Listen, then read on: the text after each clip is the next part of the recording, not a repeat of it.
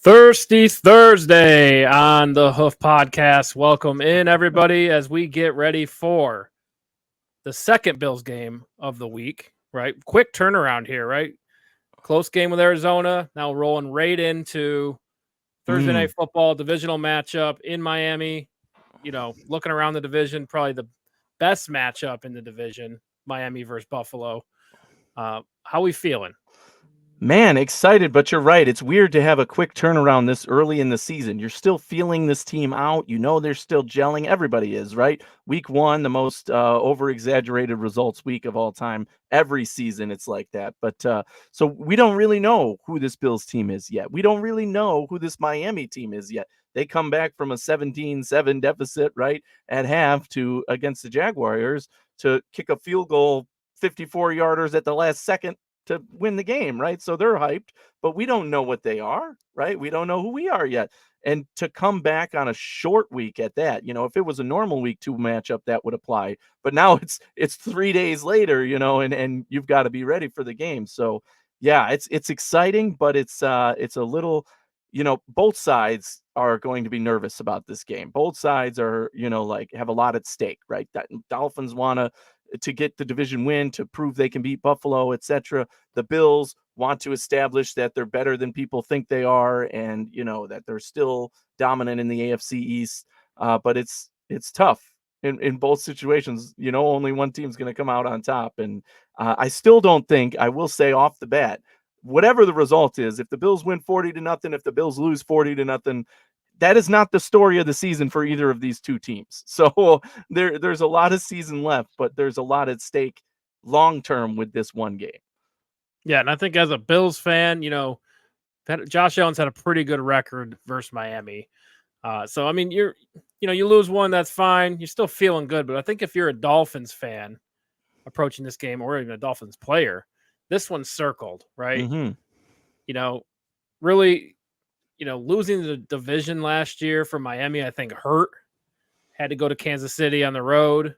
I mean, I think everyone's expecting a different result in Miami, because the team was good. They had a good record most of the year, and kind of just, it came down to that one game and they blew it. So, I mean, this one's definitely, circled for Miami fans. But so that brings me to, do you think the Dolphins did preparation on the Bills before the Jaguars game? Do you think that's the strategy here? That would be interesting. I didn't think about that, but you're right that could make sense as to why they came out flat versus the Jaguars. They were kind of looking ahead to the Bills game, and we know that they've been planning for the Bills for a while now. I mean, I think their coach said so back in, rookie minicamp or something, that, like that's one that we have circled and that we're going to be ready for. So, I think for sure they have been preparing for this for more than 1 week. But I would say the same about the Bills, right? Sure, they take the one game approach and we have a better insight into what the Bills are thinking, but we're not in those rooms. And we know that they know that this game was on the schedule this early, and that the impacts it might have, the fact that Jordan Poyer is on their side, and now the Bills have Mike White. Right. There's some game planning strategy, ideas that both they have about each other, but they also knew that just from playing each other over the years, these are the same coaches, the same offenses that have now been established for the past 3 seasons together. So, it's interesting that, we're going to go head to head on this once again, right? About McDermott's defense and McDaniel's offense, and how this is all going to gel there. But if they were both, if one team was looking ahead, I don't think that it was any more than the other team was looking ahead. Because I was going to say, like, if you're looking at the Bills and trying to prepare for them, what are you actually doing? The whole team's different. You know what I mean? Like, like you were high on Curtis Samuel is going to be the number 1 receiver in week 1. Oh, he still is. I mean, sure, but he had 15 yards? Well, he's dealing with an injury, right? His status was questionable for the game. Right. And but the point is, you don't really know what the Bills are planning. Exactly. And it's all new, a whole new receiver room minus Shakir. Mm-hmm. It's a whole new secondary for Buffalo. The linebackers, the same, but you're expecting Matt Milano, but you're not. The cornerbacks are the same as last year. I mean, I guess Benford, okay. Douglas half the year, sure. So they saw them in late in the season last year. Saw Douglas. But again, it just and Taron Johnson out now. It just seems like the Bills have had so much turnover that it's hard to prepare for them early. You know what I'm saying? Seems like they'll have a different Right. game plan. Offensively, especially, I think, yeah, they don't know what to expect from this team other than what they saw in week 1 versus the Cardinals, which still I think wasn't the most efficient version of this offense. Obviously, as I said at the beginning, both teams are still growing into what they're going to be this season, but the Bills certainly showed what they're capable of, whereas Miami, I think, even they would say they came out flat, right? It wasn't a very good game for them overall. They made a couple of big plays when they needed to and ultimately got the win, which is what any team will take. But that was not the, talented, explosive Miami offense that we all thought. And I'll give them credit and say that I thought their defense was going to be their whole this year. And their defense played extremely well, especially in the second half, to force turnovers and make big plays when they needed to, despite them having what I think are glaring holes with, injuries on the defensive line and backfield and et cetera, and turnover as well there, both on the coaching staff and, the team. So the defense to me was where I thought they were going to have a hole. And I still think they will against this tough Bills opponent. But they, again, through 1 week, that the defense and a few big plays is what helped them, win the game, not their huge 700-yard Right. rushing attack, or passing game. Right. I'm not taking anything from Miami because they did They got the play win. well late in Yeah. that game. However, Jacksonville made tons of mistakes, It's a fumble. as they Yeah. typically do. I mean, it's just it sucks for them. I mean, Jacksonville, I feel like they have so much talent and still maybe trying to figure out how to use it, but it just seems like the same story year in, year out with Jacksonville. Like, expect them to be a good team.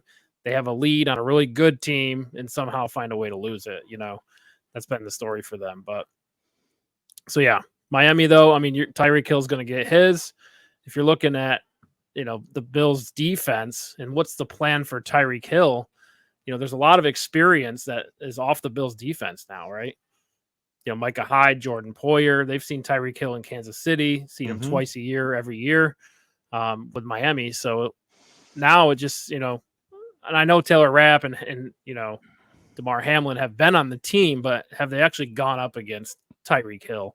And I think that's where I'm worried is the safeties and just Tyreek Hill's insane athletic ability, right? That's my first concern about this game. How about you? Right. I mean, more so, I think I'll go one layer above and say my concern literally in terms of the defense. So you went all the way back to the safeties. I'm saying middle of the field linebacker. Now that we know Taron Johnson is out for this game, and obviously no Matt Milano, you're starting a new guy out there in terms of facing this defense, and nowhere near as good in coverage as Matt Milano is. I mean, he's the best in the league in my mind in that. So, no matter what, you're going to get a downgrade. But even if he plays his best, if I'm Miami, that's where I'm attacking. I mean, I would send all 3 receivers to the middle of the field and let them, or run one deep just to take the coverage and then donk it over the middle over and over again. Think of Jonnu Smith in this offense. All those, they have the tight end. They've got, their number 3 and number 2 wide receiver, even though Waddle's a little banged up. I mean, I would attack the middle of the field. And right now that's my biggest concern for the Bills, even though Cam Lewis came in and played well in absence of an injured Taron Johnson. You don't know what you're going to get from that consistently, right? We know Taron Johnson is one of the best in the NFL at his position. Cam Lewis came in and played admirably, thank God. But, to expect that level of play immediately from Cam Lewis coming in, I don't know that that's reasonable. I think. Well, it's not just Tyreek Hill either, right? There's depth in Miami, right? Jalen Waddle. Yeah, exactly. Yeah. I mean, a bunch of big plays last week. Haven't even seen Odell Beckham, but he's on the roster there as well. It's just a lot of depth. And then, we're still, I think, waiting who's stepping up on defense as far as linebackers and secondary. With Micah Hyde and Poyer out and with Milano's injury, like we know Terrell Bernard will likely step up, but again, who's going to be kind of the most trustworthy player on defense? And I think this is a good, good game to figure some of that stuff out. You're right. Because they're so talented. I think ultimately what my point was going to be to your counterpoint of, hey, we we are vulnerable in these positions, middle a little bit, and certainly deep with the safeties who are inexperienced. Although I trust our corners, I definitely trust, right? Our middle and our safeties, I'm a little more concerned about, but we'll see how that goes. However, the counter that we haven't talked about is the D line up front, right? Yeah. The pass rush and the interior defensive line has got to show up big time in this game, because that is how you shut them down, right? If you can get to Tua before he's able to get comfortable and go to that first read, then you are going to fully disrupt this game. And I know that Ed Oliver has had big games against Miami in the past. He didn't show up to that first game. Ed Oliver took the day off, right? So we can't have that in week number 2. Ed Oliver has to be the best Ed Oliver he can be in this game, because we're more vulnerable everywhere else. If he's only half the Ed Oliver he can be, that's not going to help this team win a game. So, I mean, Right. you can't, because again, we talked about it. It only takes one big play for this team to get score and go up big. So I just think, and that same goes for Daquan Jones on the inside as well. We saw Rousseau play at a top level. He's got to do that again. That's now the expectation with him. Maybe not, 6 huge plays, but he's got to have that type of impact on the game. And Von Miller coming in, AJ Epinesa, everybody on that line has to be ready to do their job and have an impact on this game. We cannot look at this game post game and say, oh, AJ Epinesa didn't show up or Von Miller didn't make a play. No, everyone has to contribute in order for the Bills to play this game in the way that they want to. Otherwise, the Bills are going to be playing catch up or keep up with the Miami offense, and Right. that's never the position you want to be in. Yeah, it's a good point. I think D line is the pivotal point on defense to game plan against Tua and the Dolphins, because you want Tua to be a 1-read, 2-read quarterback, and he typically is a 1-2 read quarterback because he gets the ball out so fast. Right. So if you got to put pressure on him quick, get your hands up. I think we've seen that with Bills defenses versus Tua in the past. Yes. Get in the way of those quick slant routes.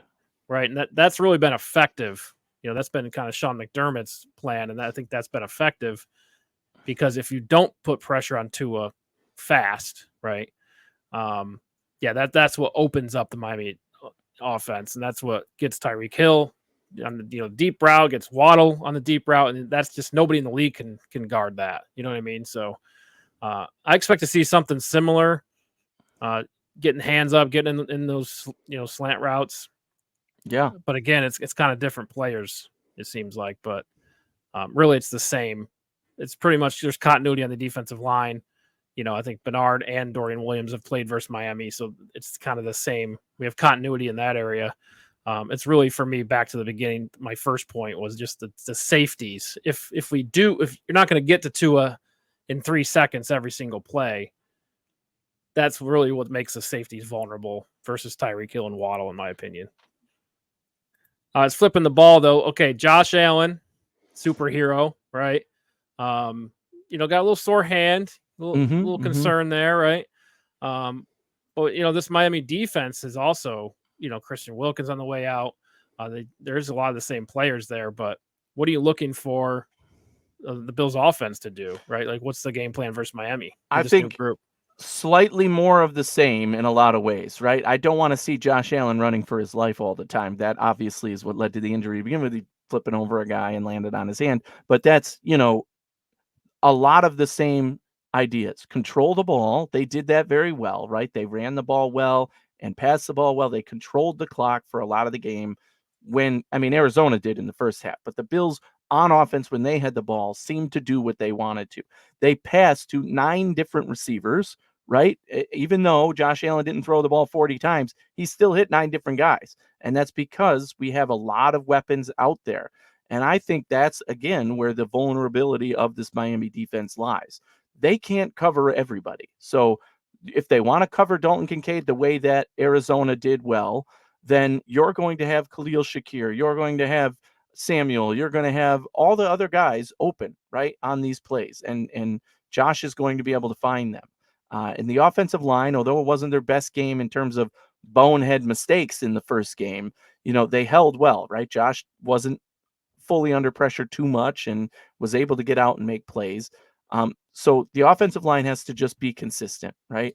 the wide receivers and tight ends, they know they're going to get theirs, right? Nobody on this team is greedy, and we saw that. And I talked about this all offseason as well. This approach works. We just saw Josh Allen had 4 touchdowns, 2 rushing, 2 passing, and that's because nine different receivers, and that's because they're not afraid to give the ball to everyone. And even though there's not a 100-yard receiver, a lot of different guys made plays, and that's okay. And that's a good way to be. That's going to help you control the clock, control the ball, control the scoreboard basically against Miami, and force them into trying to make big plays, which is ultimately going to lead to more mistakes, right? And if they make a mistake, a turnover, that's going to be huge and key in this game for them. Force that turnover, and then you once again control the clock, control the ball. If you can get that score, that's all you would need, even if your defense is being vulnerable to that Miami offense. So you can control it somewhat by regulating the defense, giving up field goals, not touchdowns, and letting your offense control the ball, move the ball, score, just like the game plan has been, regardless of the opponent coming into this season. Right. I think, Josh Allen will get his touchdowns versus Miami, right? He has since 2018, 36 touchdowns thrown versus Miami. It's the single most by any quarterback versus a single opponent since the start of the 2018 season. Yeah. Thrown multiple touchdown passes in 13 straight games against Miami, longest streak by a quarterback against a single opponent in NFL history. Yes. And they also has 11-2 record versus Miami. So we know Josh is going to score points, right? I really think, like to your point, minimize turnovers, right? Saw that versus Arizona. I think if Josh makes one more mistake, did have the fumble, not necessarily his fault, but if we do get some of those boneheaded Josh Allen plays, that could cost him in this game. But you do expect, Miami to make some mistakes as well. At least historically, we've seen mistakes by them. But really, this one feels like whoever makes the most mistakes will lose on offense, or certainly swing the game. So I think that's important for Josh Allen, just to, you don't got to be you don't got to be a superhero in this game. Just like you said, control the ball, run the clock, manage the offense. And I think we saw that last week, but we also saw Josh Allen being the superhero because they were down, right? Yes.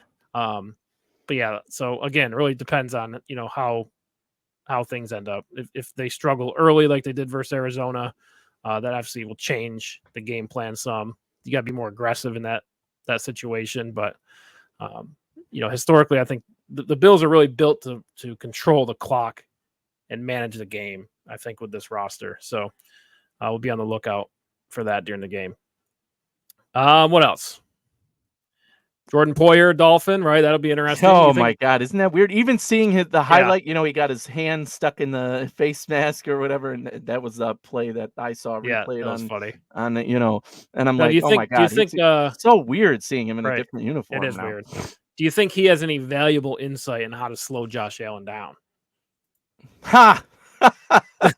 The same that, no is basically the answer, right? Like, yeah, MVS is going to help us shut down Pat Mahomes, right? No, there's certain insights into what McDermott might be thinking in certain situations, certainly, right? McDermott said so himself in one of the press conferences this week that, like, yeah, it's going to be weird, over there, Poyer. He wished him the best. He always speaks highly. He brought up Micah Hyde again, and he said, I love those guys. He said, I love those guys. I love his family. I hope he does well. But certainly, and he talked about the fact that they had 7 years together, and he still has the playbook. And he said, I wish I took the playbook away from him before he left, but I couldn't do that, And so obviously there are some insights that Poyer has to how Buffalo does things in certain situations. But McDermott and obviously now Babbage, they know that. So they're going to do things a little differently, maybe change the calls or whatever. They know they're prepared for that. And same vice versa with Miami, although it was on much shorter notice, knowing that Mike White is with the Bills, game planning and prepping and practicing and playing the role of that Miami offense, right? So it's still, although the insight is helpful against a guy like Josh Allen, it's not going to be not so much stopping Josh Allen as much as understanding what the defense is thinking in certain situations and what they might call, which might help McDaniels, call an offensive play. Right. Yeah. Well said. Let's not forget about the Miami running backs. Achane, most are playing in this game. I mean, you mentioned something briefly. There was about an injury but report, this being pre-recorded before game time. So far, all we know is they have not practiced up through Tuesday. So we don't know right, Wednesday or game status. But the fact that neither one of their starting running backs have practiced is a huge, sign that they're right, trending toward not playing. right, and we'll see how that plays out. Jeff Wilson on this roster, Jalen Wright from It's not a Tennessee bad on this third guy roster. to have, right? Somebody with Right. So experience. yeah, Yeah. and they'll try to stretch the field off tackle type runs. I think that's typically what Miami does. Screen plays, getting running backs with speed and space seems to be their mantra. And we'll see if it changes, right? It's a new year. They've had a whole offseason to plan for Buffalo. Buffalo now has a target on their back, with 4 divisional, AFC East wins in a row. So yeah, Miami definitely. Well, I think they're going to come out and play. Like, they're not going to hold back at all, in my opinion. I think this is going to be a tough physical game. So yeah, and the Bills are plus 2.5. So Miami's actually favored in this one. So what are your thoughts on the line here? Well, I mean, I think, again, the fact that normally with a matchup, the home team has a 3-point advantage, right? So Mhm. again, Vegas is saying with a 2.5, hey, we're favoring Buffalo a tad more than we would. So there's Miami's favored to win the game. Obviously, Buffalo getting the points, but it's not even a full 3. However, I do think this is a favorable line for Buffalo, right? It should be a close game. I don't think, we're predicting blowouts either way here, but the fact that this should be a close game, that means you should lean toward betting taking the points, right? If you think it's going to be a close game, take the points. And in this case, Buffalo is getting the points. So I do think that is favorable both from a betting standpoint and being a Bills fan saying, heck yeah, make us the underdog and give me those points, because that's just more motivation for this team. Yeah, fair. So what's your pick here? What's your score prediction?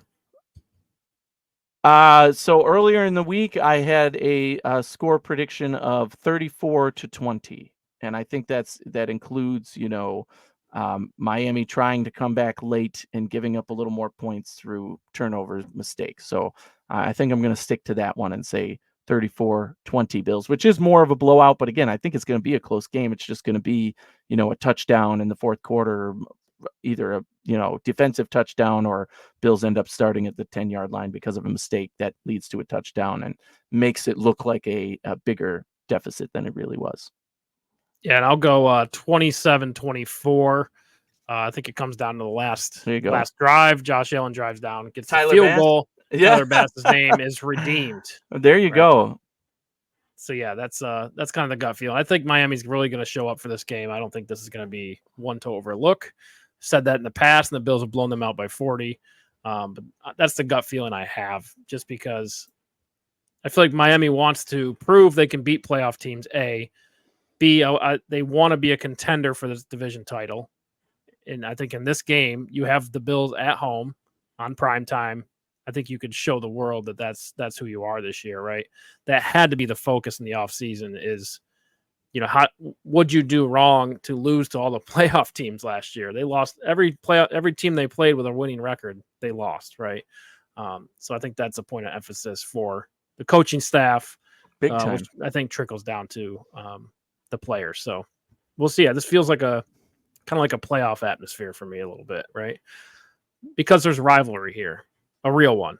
I think there's always, historically it's been a good rivalry, but really it hasn't been competitive for a number of years. I feel like Miami's a real threat to win the division. They're a real threat to, absolutely have a great record. So I think this rivalry is definitely back in full force, right? And it's so fun, it feels right? good. It's fun. It's fun. Yeah. It is fun. And thank God it's not New England, right? We did so many years in New England. Yes. And I'm lucky because I will be in attendance at this game. After when this is posted, I'm going to teleport down to Miami and go to the game. But yeah, I'm going to the game, which is awesome. I'll be there suited up and ready to go and screaming my lungs out with Bills Mafia. And I've been there multiple times, twice when the Bills won, once when the Bills lost. And it's been fun every single time. But when the Bills lost and Miami was talking a whole bunch of crap, then, I reminded them that we still own the division and that it's not till the end of the year that it mattered. And of course, the Bills won the division title again. So we'll see where where Miami fans are at now that it's only going into week 2. They're probably going to be up hyped and saying, "Oh yeah, we're going to win the division this year again, and this is why, and the Bills suck this year." And so I'm looking forward to that, because then once again I'll just smile and say, "Wait till the end of the year, guys, because we all know what's going to happen then." Right. And we keep saying playoff atmosphere, things like that. It is week 2. Right. Yes, right. So And it's a you know, Thursday game. So I mean, right. I just hope everybody comes out healthy and things are good, and Right. obviously both teams are dealing with injuries and not quite at full strength, but we'll get a long rest after this one and be ready to Right. go in week 3. And we'll get to this in a minute, but the Cincinnati approach, I don't think it's the right approach. Let's take the first 4 weeks of every season off. Yeah. Maybe go 0-4, maybe go 1-3, and then No. we'll just go on a huge winning streak. No, yeah, you It's can't like bank all on these that. wins count, especially divisional games, right? So Mhm. you got to come out ready to play. All right. Absolutely. Gonna get into all the other picks here, rapid fire. Gonna run through them. I know we have it's a big night because of the Bills game being on Thursday night, so we want to spend a lot of time on that. So leaves us a little bit of time to get to all the other picks, but we're just gonna run through them tonight. Here we go. 1:00 games. Las Vegas Raiders at the Baltimore Ravens. Vegas plus 9.5 going into Baltimore. Yeah, to me, this is a crooked number, so I'm taking Vegas with the 9.5, just because in general, again, when you see a number that high, I tend to lean toward getting the points, and Vegas hasn't proven that they're that bad of a team at this point, although they're clearly not what some more optimistic people for them thought. And Baltimore, again, I've predicted to miss the playoffs this year, despite obviously being a good team and a good roster. So I do think the Ravens win the game, but give me Vegas with the points. Yeah, and it's a tough one because 9.5 is a lot, like you said. And, really, if the Raiders don't make any mistakes, they'll probably be within 10, but I think they will make mistakes. I think Baltimore's extremely physical. I like Mhm. Baltimore a lot this year. Waiting for them to put it all together. It's only seen 1 week, right? And I That's think right. this is an opportunity for them to bounce back from the loss last week versus Kansas City. And really, Vegas, like, are we talking top 5 pick next year? Or are we talking middle of the road? Who knows? They You don't even know, know. I don't even think they know, but feels like you might want to be that top 5 pick next year because you Right. need a quarterback, right? Mhm. All right, there we go. All right, Browns at Jaguars, Cleveland +3 at Jacksonville. We know about Yeah. Deshaun Watson Oh my struggling, right? gosh. Struggling isn't even the word, right? Yeah, Yeah. yeah, it's getting embarrassing at this point, right? Yeah, but Jacksonville choking big time once again. What team would you not rather be than Jacksonville right now? Okay, you were microcosm of your entire season last year, just played out in week 1. You had it all in the bag. You were up big. You were the darling team, and you blew it majorly through down the stretch. And now in this game, you're up 17-7. You're unpredictable. Oh, they're doing great, and then you choke and end up with the L after last week. So I think that totally takes the air out of a team, right? You got all hyped that you were going to break this curse and set a new pace, and you look exactly like the team you ended as. So that's a tough position to be in and to play out of, to coach out of even, because that's got to be on these guys' mind. However, Cleveland, they're meeting Cleveland at a good point in time. Cleveland looks like a mess right now because Deshaun Watson, horrible decision making at quarterback. I mean, I don't know what he's doing back there, but they're also injured at the running back position. Their best player is out in Chubb. I think that ultimately favors Jaguars playing at home. So I'm going to take Jacksonville -3. I think they win the game. I think they win it by at least a touchdown.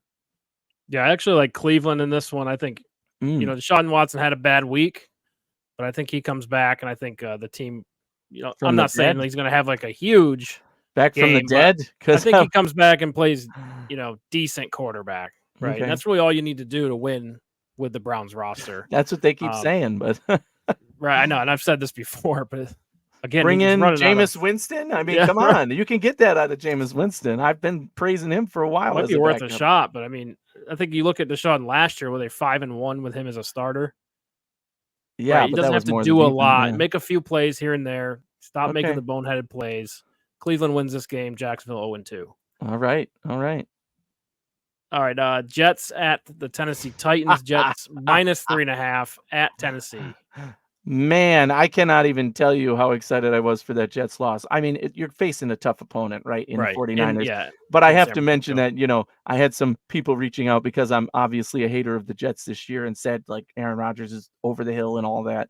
And, after that drive where they Made some scored good that plays. first when they Yeah. scored that first touchdown, he definitely had some good throws. They made some good plays, but they Yeah. have two guys on offense, right? It's Brees Hall and it's Garrett Wilson, and that's it, basically. And, once that drive was over, so was the Jets game, basically. And so those people went from talking smack to shutting their mouths real quick. And now the Jets schedule gets a little softer, right? They're playing the Tennessee Titans, not exactly a powerful opponent, but underestimated here. Um, I hate this, but I'll take the Jets to win, but I'm taking the Titans with the points just because of that extra half point. I think the Jets will win by 3. The Titans, showed some life, probably should have gotten the win versus Chicago in week 1, but blew it. So I'll take the Titans with the points, but Jets to win the game. Yeah, and I think the big key here is Will Levis, right? Made some nice throws last week, but then also, decisions that cost him the game, Mhm. right? And I feel like that can go one or two ways. It's either gonna, hurt your confidence or you're gonna have a bounce back type week and kind of show everybody that you have made a jump this year. I think it's gonna shake his confidence just because this Jets defense is so good, right?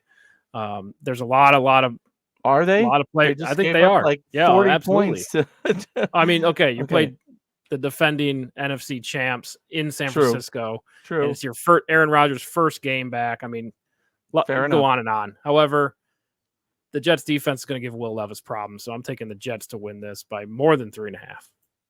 Yeah, I think Tennessee runs it a little more. That's why.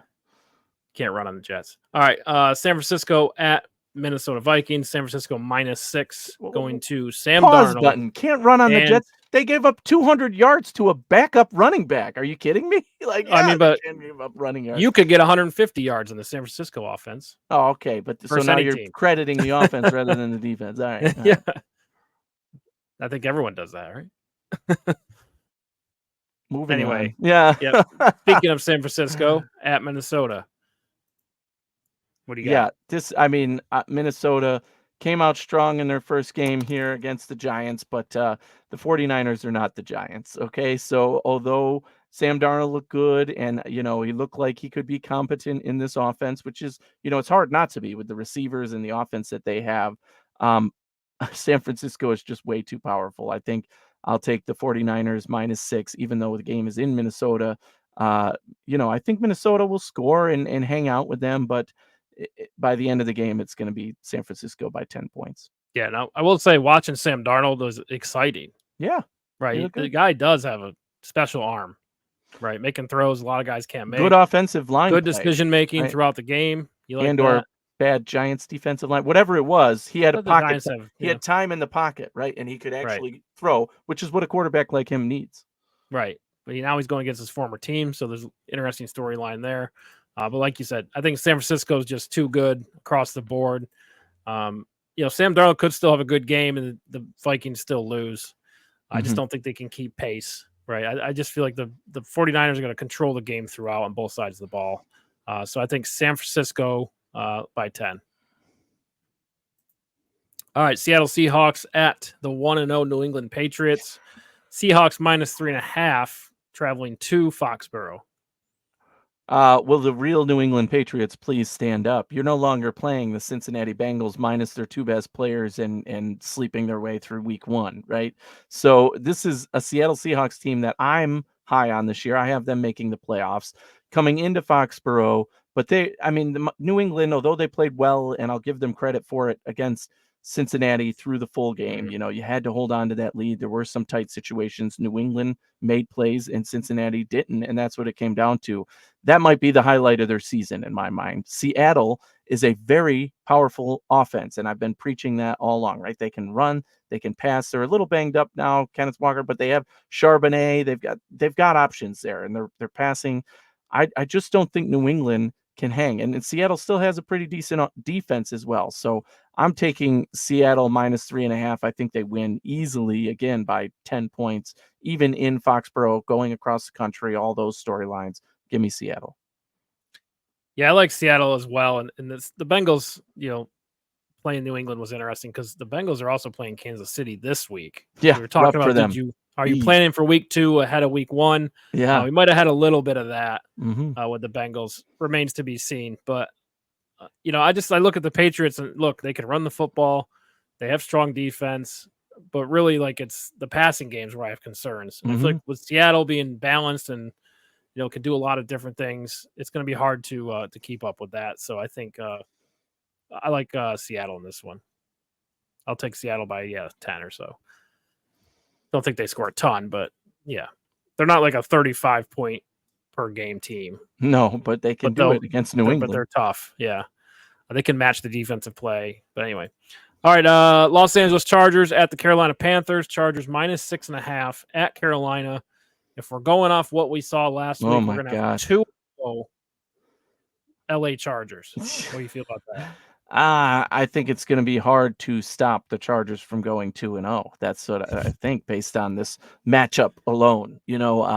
Carolina looked like they were still trying to figure out football season. Like I mean, it was bad against New Orleans last week. Defensively, offensively, you thought maybe by the end of the game they would show some life, get a garbage time touchdown or something. They couldn't even manage that. They screwed that up big time. The penalties, the mistakes. Right. And it wasn't just Bryce Young. Oh no, it wasn't. It was It seemed like the whole team was ugly. kind of Yes. down. Yeah. Defensively, I mean, I don't know how they recover from that to now bounce back and play a Chargers team who is coming off the opposite, right? They're coming in feeling good. They got to win. They're looking healthy at least. The coach knows what he wants to do with this team. And right now, I would say Carolina's probably the easiest opponent in the NFL. And that's a good place for a good team and a talented team and a good coach to be. I'll take talented team and good coach any day in this matchup. And for the Chargers, it's a good time for them. And so with the points, I'm taking the Chargers minus 6.5. If they can't beat them by a touchdown, they might as well call it a loss. Right. And you got to think like, okay, Carolina Panthers, they could bounce back, right? It could be that we've seen it before, that type of game. But I just like you With just start what, looking though? at, okay, Yeah. Justin Herbert's better than Derek Carr, Yeah. right? Jim Harbaugh just has so much more experience than the coach in Carolina, Dave Cornell, forget his last name. But anyway, just the experience gap is huge in my opinion, and I just think Carolina, I feel like doesn't have a chance here. So yeah, give me the Chargers with the points. All right. Speaking of the Saints at Dallas, New Orleans plus 6.5 at Dallas.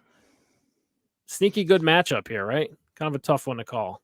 Yeah, and you say that, but the line is 6.5, which I think is very favorable for New Orleans, right? Who had the big game and showed what they could do, basically probably the best of their best, I would say.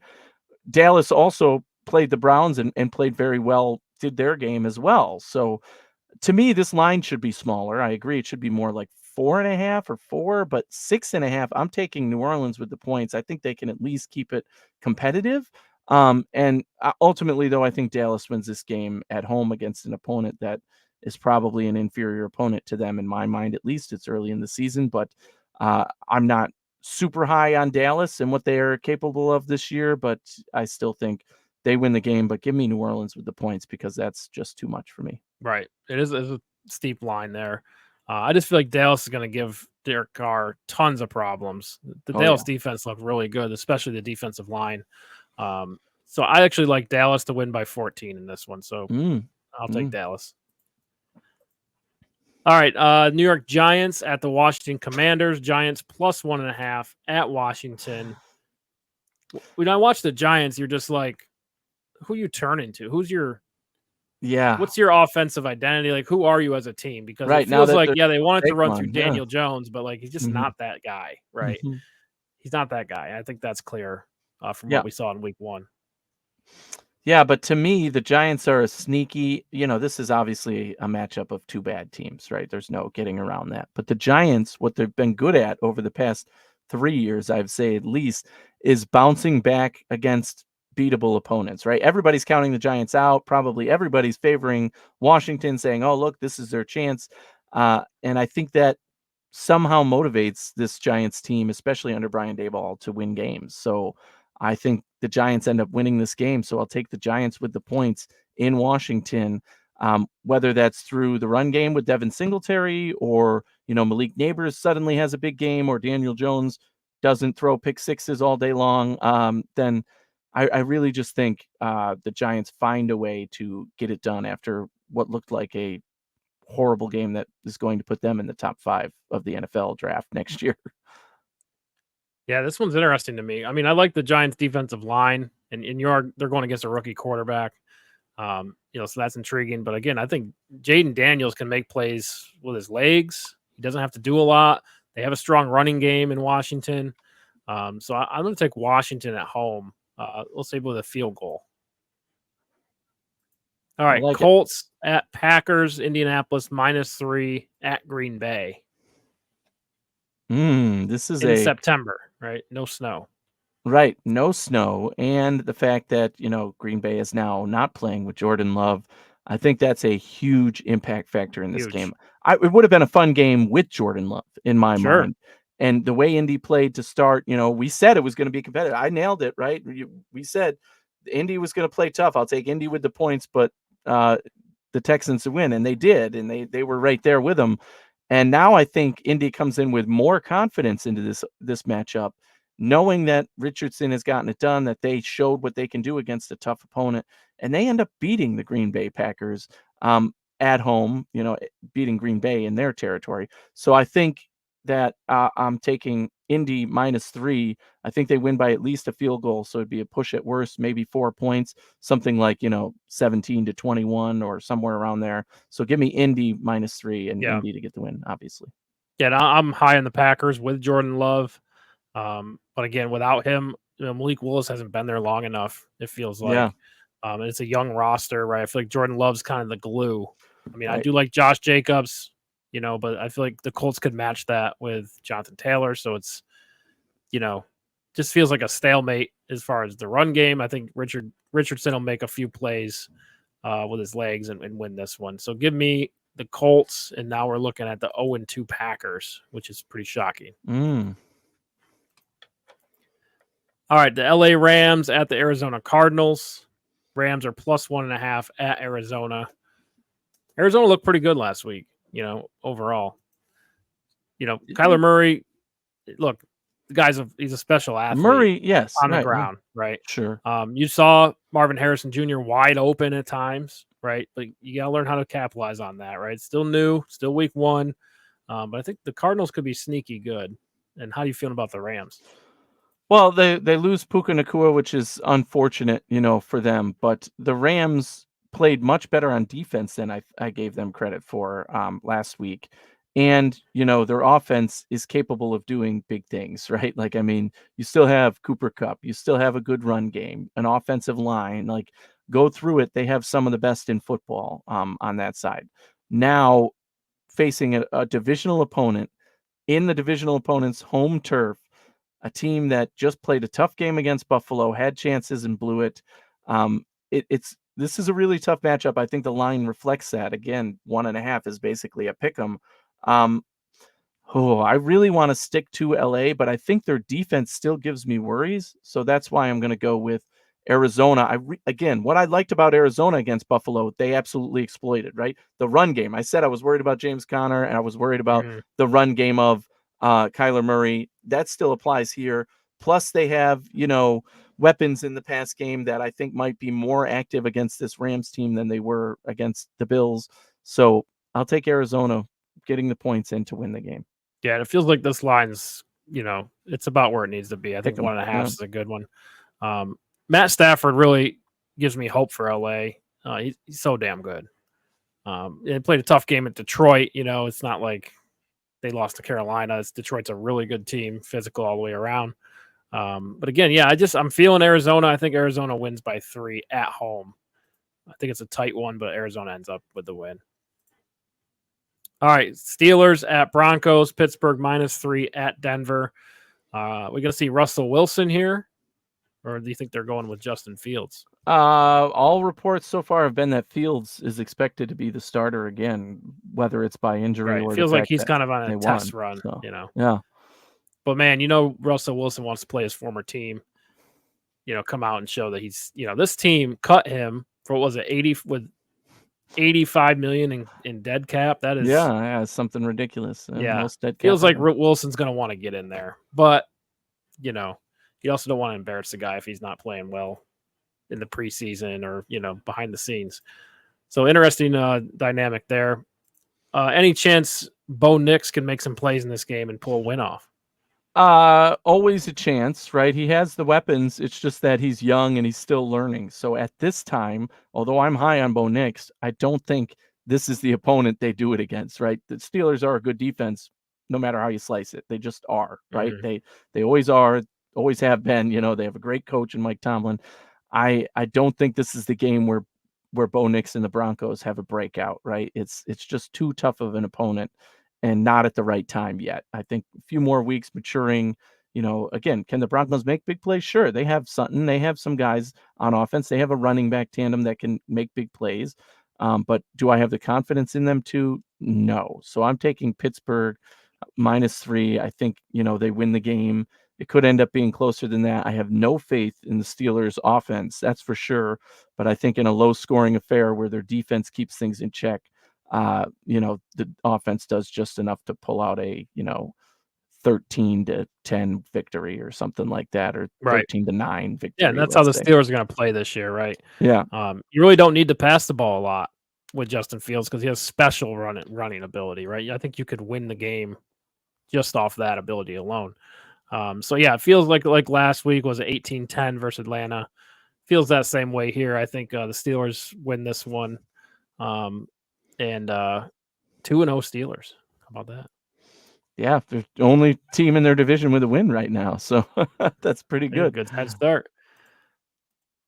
All right, Cincinnati Bengals at the Kansas City Chiefs, matchup of the week. Cincinnati +6 at Kansas City. Tough one here, right?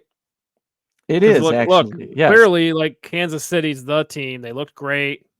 You know, they sure. probably, they know there's a rivalry here, Mhm. but for some reason, the Bengals always have their number. That's true, and, I was gonna say that Cincinnati, in desperate need of a big bounce back. You talked about them potentially looking ahead. I think it was more just due to the injuries, right? First of all, they haven't had Chase all preseason, right? And he's been holding out with a contract. He plays in the game, but, not the same. Now I think he'll be ready for this one.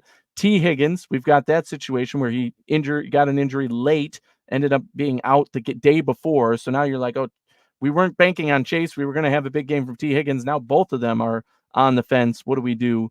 And it was kind of last minute game planning. I think this is more coming in prepared. Hopefully T. Higgins is healthy and ready to go. Jamar Chase will supposedly play if he doesn't have something come up that prevents him from playing while he's waiting for his contract. Uh, I like the Bengals with the points here, +6. I think they keep it close, but I think Kansas City ultimately comes out with the win in, a 20-24, something like that type of game. So Cincinnati with the points, but Kansas City at home, they get the win. Yeah, and this one again comes down to the final drive. The smallest detail decides the game. It's been that way between these teams every time they've played. Yeah. Um, And you can't but bet yeah, against Kansas City right. like So that, right? obviously you got to, if you're betting, you go Cincinnati because the spread's pretty Yeah. high here, +6 for a game like this. Um, but I'm gonna go Cincinnati just because I think they win the game as well. Just Sneaky. because it's when Joe Burrow's dialed in, you know he can beat any team in the NFL, and I think this one he'll absolutely be dialed in. And I think that track record he has versus Kansas City is going to continue. I think that's an exciting storyline, and we'll see if they play in the playoffs because in reality the Bengals are going to knock the Chiefs out of the playoffs. So when the Bills get to the There you championship go. game, they don't have to play Kansas City. That's my ultimate goal. Get All right. around it by not playing them. I like it. Yes, that's our only option at this point. But they can't beat Cincinnati either, so I guess it doesn't matter. All right, 1 p.m. game here. Bucks at Detroit Lions. Tampa Bay +7 at Detroit. Baker Mayfield looking great week Yeah, 1. 4 touchdowns, right? I mean, 4 I think TDs. as much as they looked good against an inferior opponent in Washington, now they're playing the real big guys, right? The team who most think is one of the best, if not the best in the NFC, who I think is one of the most well-rounded teams in the NFL in terms of offensively, defensively. They're going to give a lot more fits than Washington did to this Bucs team, and that's why I'm taking Detroit at home -7. I just think they'll win the game by at least 10, and they're going to do their thing and control the game on both sides of the ball. They'll give up points. They're not a shut them out type defense, but they are a shut them down defense in terms of, when it comes down to make a play or the game is on the line, they get it done. So I'll take the Lions -7 at home. Yeah, I like the Lions. The spread's pretty high here. But It really, is. Tampa Bay's big issue last year could not run the football. Seems like they had a little bit of success with that in week 1. Right. We know Detroit can run the football, so I feel like if the Bucs can't find a running game in week 2, which looks like it's iffy, they're gonna have a hard time controlling the clock, controlling the game. Whereas Detroit's really built for that. So I like Detroit in this one. But again, Tampa with the points, I would take that bet. All right, Bears at the Texans, Sunday Night Football, Chicago +7 at Houston. Yeah, this is one that is easier for me than I think most people. Chicago, although they came out with the victory in week 1, it was by the skin of their teeth, and they did not look very good on offense. Now they're dealing with an injury to Rome Odunze. They still have, Caleb Williams learning. I don't think and the opposite for Houston. They come out strong. They look great. Stephon Diggs has 2 touchdowns. CJ Stroud throwing the ball around, gets lucky, by the way, again, on a couple of passes that could have been interceptions, but that's neither here or there. I think Houston is going to, show why they are a contending team in the AFC and beat Chicago pretty easily. So give me Houston -7. Yeah, I like Houston -7 as well. Just, there's a lot to like about Houston. Diggs going to have 2 touchdowns again, probably. That's just the player he is. Yeah, But we like know you that. said, Nico Collins, there's a lot of players to Love love him. on the Houston's offense. And I think Caleb Williams is going to have a hard time versus the Texans defense as well. Mhm. Defensive head coach, they got a lot of great players there. So yeah, I think it's a big challenge for Chicago. So I'll take Houston. But Chicago will warm up later in the season, right? Their roster's pretty stacked. Yeah. So I They'll think get theirs when it counts. So right. We'll start picking them later. All right. Last game on the slate here: the Atlanta Falcons at the Philadelphia Eagles. Atlanta +6.5 going into Philly. So, this is an NFC championship game right here. That's what this looks like to me, right? Like this is a huge battle of 2 NFC teams, one coming off a huge victory in a foreign country and getting a little extra rest. The other coming off a huge defeat in a game they probably were one of the most favorited to win. Cost a lot of people in their eliminator leagues. I know that. So, Falcons going to the Eagles. Again, Eagles have the extra rest. I like the Falcons with the points just because the Eagles aren't the type of team who blow teams away, opponents away, especially good competitive teams. But they do win games. So I think the Eagles win, but I think it's only going to be by a field goal, maybe 4 points. So I'll take Atlanta with the points, but the Eagles to get a win here. That puts the Falcons, my Super Bowl pick in the NFC, at 0-2 to start the season. But I'm not worried about it because it's still very early and they still play in a weak Right. division where it's going to be open for them. Right. And I think there's something to be said about continuity. This game's a good example, right? Yeah. The Eagles, they've had the same quarterback, same coach for a while now. AJ Brown's been there. Devontae Smith's been there. They add Barkley, who's new, which, it seems like an upgrade, but there's a lot of continuity for Philadelphia. Whereas Atlanta, new quarterback, new coach, right? It's going to take a while to kind of get, things ironed out. So I like the Eagles in this one. I think they win by 10. And yeah, I think Atlanta 0-2. It's going to be an uphill climb later in the season for them. But they'll figure it out. There's a lot to like about Atlanta. It's just, you expect it to be a little bumpy early with a new quarterback, new coach, right? How that dynamic works and the locker room stuff. So I think that takes a little time. Big time. All right. That's week 2, folks. Here we go. We're off and running. Enjoy the Bills game. Going to be lots of fun. The Bills have tons of primetime games. I think they only have 5 one o'clock games throughout Right. the season. Start the So season. It's tough here. yeah, You know, we here we got go. a We're up. brutal run of because we have the extra rest here, and then we got a Monday night game. It's going to be wild. So, yeah, a little bit of up and down here. But this Thursday night one throws a wrench in it.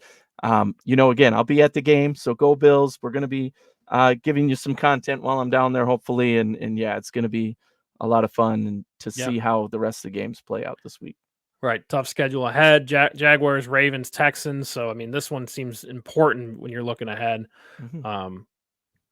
So I think divisional game, very important. So let's go Bills, and we'll talk to you next week, Thursday, 7 p.m. Thanks for kicking it with us. Go Bills.